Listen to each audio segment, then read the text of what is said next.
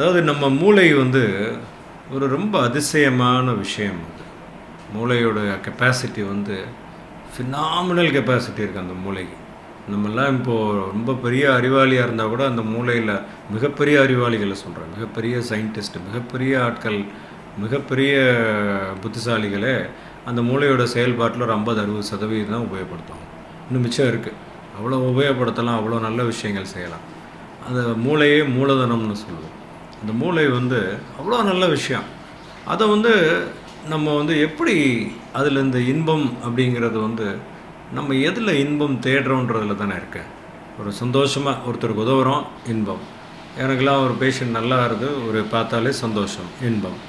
ஒருத்தர் சிரித்தா அது பார்க்குறது, நமக்கு பிடிச்சவங்க சிரித்தா அது பார்க்குறது ஒரு இன்பம்.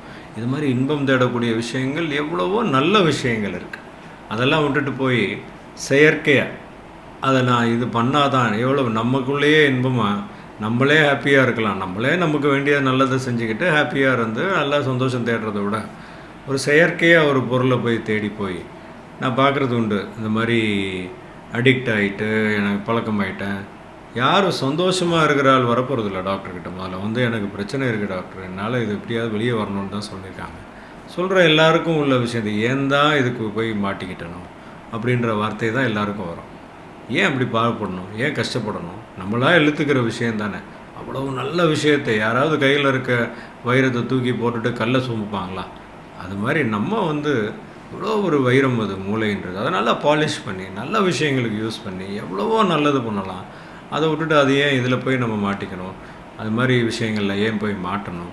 இந்த மூளையை நல்லா யூஸ் பண்ணி அதால் வரக்கூடிய சந்தோஷம், ஏன்னா இன்னொருத்தருக்கு உதவும் போது வரக்கூடிய ஒரு சந்தோஷம், அதுலேயே டோபமின் நிறைய சுரக்கும். ஒருத்தர் சந்தோஷம், நமக்கு ரொம்ப பிடிச்சவங்க, நமக்கு ரொம்ப வேண்டிய விஷயம், அதை அட்டைன் பண்ணும்போது இந்த டோபமின், அதில் ஆக்சிடோசின்னு சொல்லுவோம், அதான் ரிவார்டு.